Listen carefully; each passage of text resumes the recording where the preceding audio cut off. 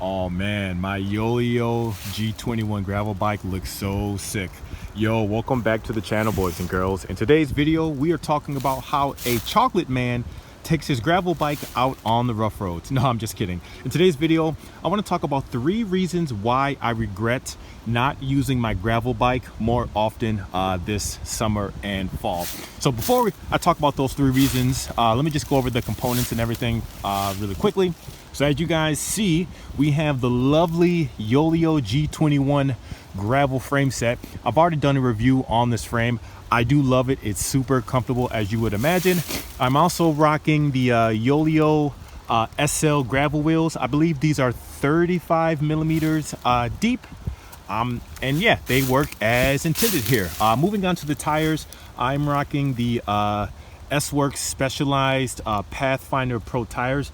These are 38C tires, and I have the PSI pumped to about 38, 40 PSI, something like that. As far as the group set, I am just using a road group set, not a gravel group set, because here in the Midwest, there's not that much hills that you really need to have anything crazy.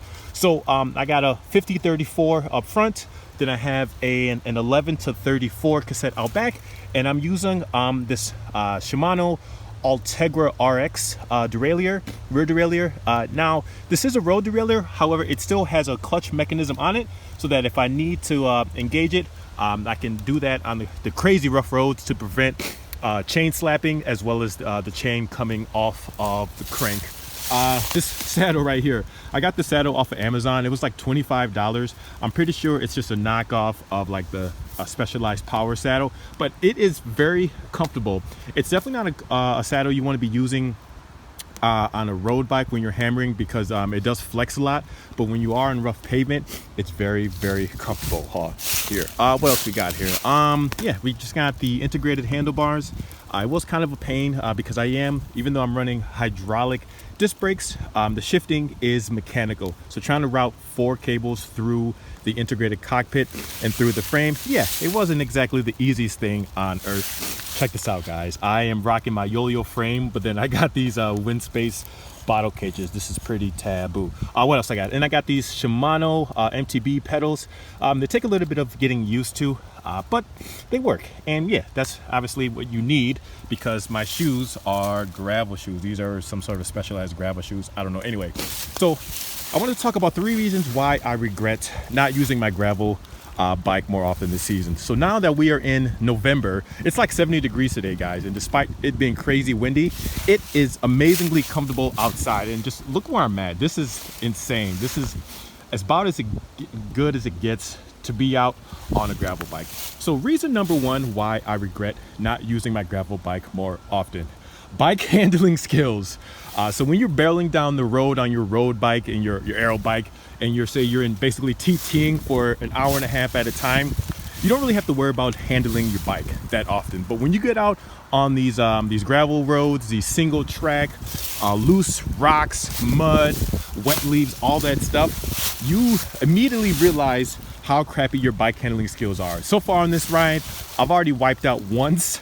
Fell on the side on my hip. My wrist kind of hurts as well, and I almost fell a second time. But that's only because my bike handling skills, they just suck. They suck. So if you want to learn bike handling skills, definitely get yourself a gravel bike. And that's really why I have to say I have a lot of respect for the cyclocross racers out there, because not only are you going out all out effort for 30 to 60 minutes during these races, but your bike handling skills have to be top notch.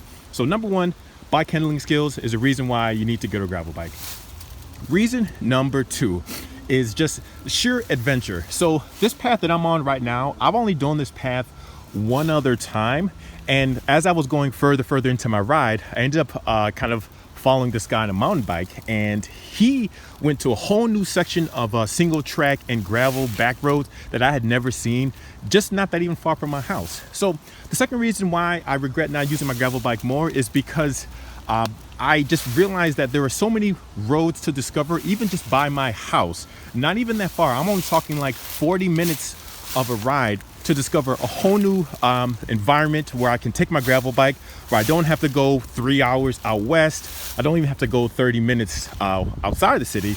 I have all these amazing roads for my gravel bike right here.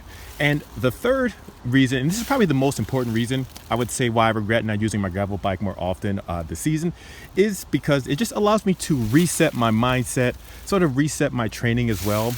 Sometimes, you know, right now, because I am sort of training pretty diligently, I get super laser focused, sort of head down, putting in all the efforts that I need to, that I don't give myself enough opportunities to sort of take in the scenery that we have here.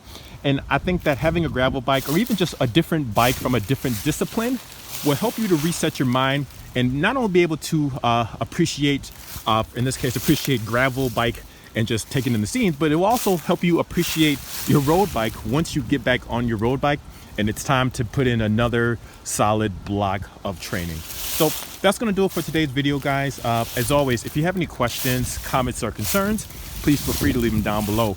Also, too, a big thank you to Yoeleo for sending out this frame set and these wheels.